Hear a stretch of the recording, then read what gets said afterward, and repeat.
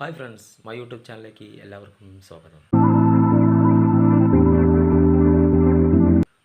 ഇന്ന് നമ്മൾ സംസാരിക്കാൻ പോകുന്ന വിഷയം ഇന്നലെ നടന്ന T20 വേൾഡ് കപ്പിനെ കുറിച്ചാണ്. ഇന്നലെ നടന്ന ആദ്യ മത്സരത്തിൽ ദക്ഷിണാഫ്രിക്ക വെസ്റ്റ് ഇൻഡീസിനെ തകർത്തതോടുകൂടി ഇന്ത്യക്ക് ആത്മവിശ്വാസം കൂടി. ഇന്നലെ നടന്ന രണ്ടാം മത്സരത്തിൽ സിംബാബ്വെയെ ഇന്ത്യ 72 റണ്ണിന് തോൽപ്പിച്ചുകൊണ്ട് അടുത്ത മത്സരത്തിൽ വെസ്റ്റ് ഇൻഡീസിനെയോടുകൂടി തോൽപ്പിച്ചു കഴിഞ്ഞാൽ ഇന്ത്യക്ക് സെമി സാധ്യത ഉറപ്പിക്കാം.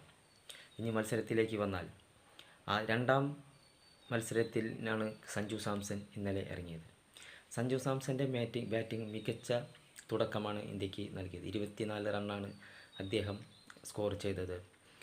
രണ്ടാം മത്സരത്തിലാണ് സഞ്ജു സാംസൺ ഇറങ്ങിയതെങ്കിലും കഴിഞ്ഞ മത്സരത്തിൽ അദ്ദേഹം 22 റണ്ണടിച്ചിരുന്നു ഫസ്റ്റ് ഇറങ്ങിയ മത്സരത്തിൽ. ഈ മത്സരത്തിൽ 24 റൺ അദ്ദേഹം എടുത്തിട്ടാണ് ഔട്ടായത്. എന്തായാലും അതൊരു മികച്ച തുടക്കമാണ് ഇന്ത്യക്ക് നൽകിയത്. കൂടാതെ അഭിഷേക് ശർമ്മ ഫോമിലേക്ക് വന്നിരിക്കുന്നു. 55 റണ്ണാണ് അഭിഷേക് ശർമ്മ അടിച്ചത്. ഇഷാൻ കിഷൻ 38 റൺ അടിച്ചു. സൂര്യകുമാർ 33 റൺ അടിച്ചു. പിന്നെ മികച്ച ബാറ്റിംഗ് കാഴ്ചവെച്ചത് തിലക് വർമ്മയും ഹർദിക് പാണ്ഡ്യയുമാണ്. തിലക് വർമ്മയിൽ നിന്ന് നമ്മൾ എന്താണോ പ്രതീക്ഷിക്കുന്നത് അതാണ് അദ്ദേഹം ഇന്നലെ കാഴ്ചവെച്ചത്. 44 റണ്ണാണ് അദ്ദേഹം ഇന്നലെ അടിച്ചെടുത്തത്. സൂര്യകുമാർ യാദവ് പോയതിന് ശേഷമാണ് തിലക് വർമ്മ ക്രീസിലെത്തിയത്. പിന്നെ ഹർദിക് പാണ്ഡ്യ മികച്ചൊരു ഇന്നിങ്സ് കാഴ്ചവെച്ചു. അവസാന ഓവറിലൊക്കെ വെടിക്കെട്ടുകൊണ്ട് ഇന്ത്യയെ 256 റൺ എന്ന T20 വേൾഡ് കപ്പിലെ രണ്ടാമത്തെ ഹയസ്റ്റ് സ്കോറിലേക്ക് എത്തിച്ചിരിക്കുകയാണ്.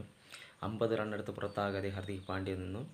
മറുപടി ബാറ്റിങ്ങിലിറങ്ങിയ ബെന്നറ്റാണ് 97 റണ്ണെടുത്ത് മികച്ച കളി കളിച്ചത്.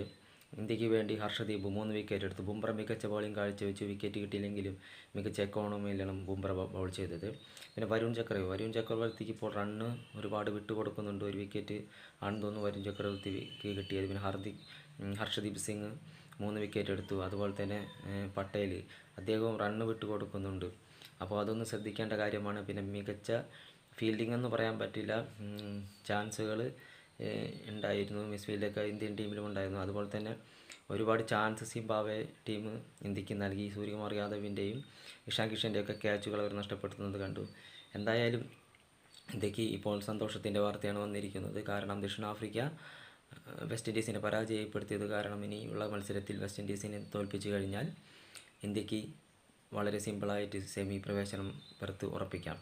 എന്തായാലും അതിന് സാധിക്കട്ടെ എന്ന് മാത്രം പറഞ്ഞുകൊണ്ട് ഈ വീഡിയോ നിർത്തുന്നു. Good bye.